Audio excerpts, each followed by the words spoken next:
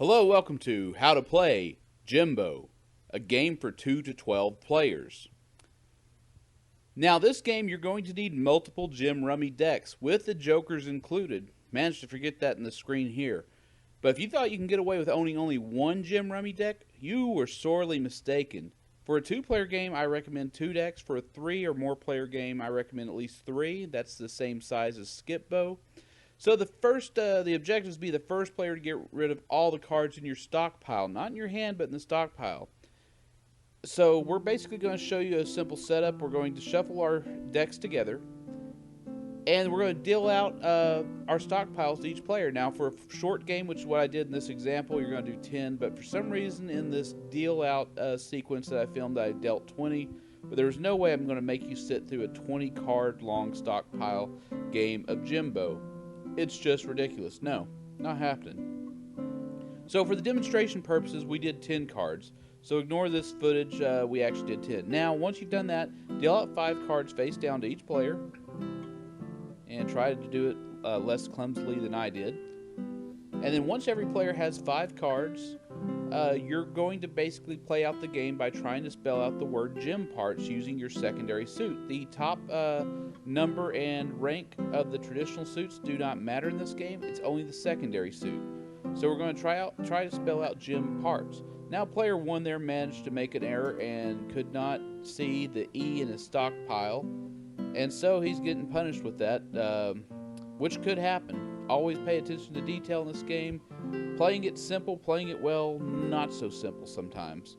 Everybody will make a mistake on it at one point. So one of the things that's interesting about Spite and Malice, Skipbo, Jimbo, is that you're constantly thinking about what your opponent has from the open information. You know what's in his bank, but what you don't know is what's in his hand. That's going to be kept secret. So now he puts the E down, he puts the M down, he puts the P down, he needs an A, he has an A, he needs an R, he has an R, he needs a T, but he does not have an S, so he'll go ahead and put his P down on top of the other P. When you're banking cards, you're obviously wanting to put the same suit on top of the like suit. Once you have 4 cards in the bank, you can't add anything but those suits on top. Now, you could add something on top, but what will happen is you'll need to play that Jim first. So some people would like to put them in ascending order, where basically whatever the last plate on the top is, once that gets opened up and able to be played, suddenly that whole entire stock on the bank will be able to be played. It'd be like doing a 3-2-1. If 3 was the last card played, then let's say you have a 2 on the public table, you throw the 3 down, then you have a 4, 5, and 6 underneath, you're good. If you do the 3-2-1 with the 1 being the top, then the next time you have a fresh public space available on the 4 slots of the public table, suddenly that 1, 2, 3, 4 goes away. Well, it's the same in this game. Now, differences being in Skipbo, you have a 1 through 12 to play with multiple jokers. This game, with 2 decks of cards, we had 4 jokers. The kings represent 2 different gems, but the process to make a book only takes 8 cards, whereas in Skipbo it takes 12. So books get made a lot faster in this game than they do in Skipbo. And other than that, the game plays exactly the same. You're just trying to spell out the word Jim parts, and to complete your books and to get your stockpile down. So now there's nothing else that can be done here. So we're going to go ahead and lay down a card. Now player 2 takes over, draws back to 5. So that's the general practice. When your turn ends, you draw back to 5 when your next turn begins.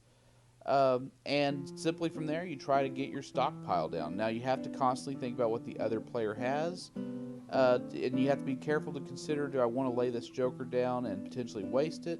But no, he didn't waste it because he moved his stockpile. But you can waste a joker, and you don't want to do that in this game because there's only 4 of them in the deck, and you don't know when the next time they are going to come back to you.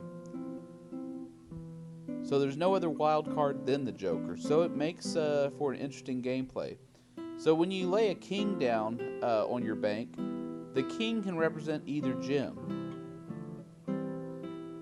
So in this case, it could be an R or another G. It could have been played there, but player 1 decided to keep it to himself. He might need that R later in the future. and you just never know with this game. So now he has a legal play with that E. The 4 of spades is represented by the gemstone E. He chooses not to play it because he doesn't have the other card suits that he needs to continue spelling gem cards. So now it's back and forth, both players laying banks down, and eventually somebody's going to have to make a play.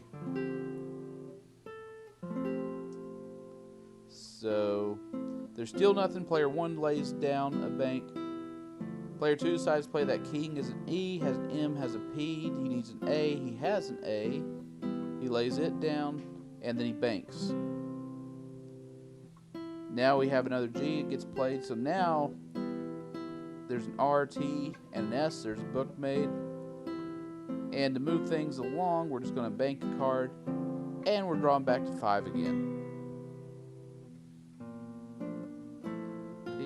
We have an A, we do have an A. R, we have a T, yes, we have plenty of T's. And S, there's another book made. And we'll lay down. Now, interestingly enough, we're going to use the king as a gold. And then we're going to lay 3 E's down. We're going to have an M as the joker. It's going to be an M, a P, an A, an R. Do we have a T? We don't have T, so we lay down. And surprisingly, that was laid down not on the king. The king was left out just in case a P is needed. You don't want to cover up a king in this game. And it doesn't matter because player 2 managed to pull through. He uses his king as a G. Now, if your draw deck runs out like it did in this game, and play has to continue, all you do is take the books made, shuffle about 3 or 4 times, however many you're comfortable with, and then that becomes your new draw pile.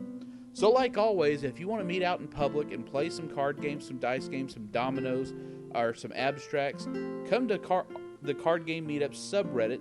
Post your city, post what games you know, post what you want to play. If you know of a public place like a library, a grocery store with a good dining area that doesn't get used that much, or a very slow restaurant that doesn't have a problem with you going there, or maybe a bar, somewhere public and indoors where the wind's not going to blow all the cards away, come post your city. And maybe when we grow, right now 180 members, let's hope that we get more than that. Eventually we're going to have some public meetups, and it'll be a whole lot of fun, and we hope to see you there. So do hit that like and subscribe button if you enjoy these videos, because this is certainly not the last video that's going to be made on this channel. We got tons more. I have new ideas every day. It's just a matter of getting them to film and getting them edited. I hope to see you next video.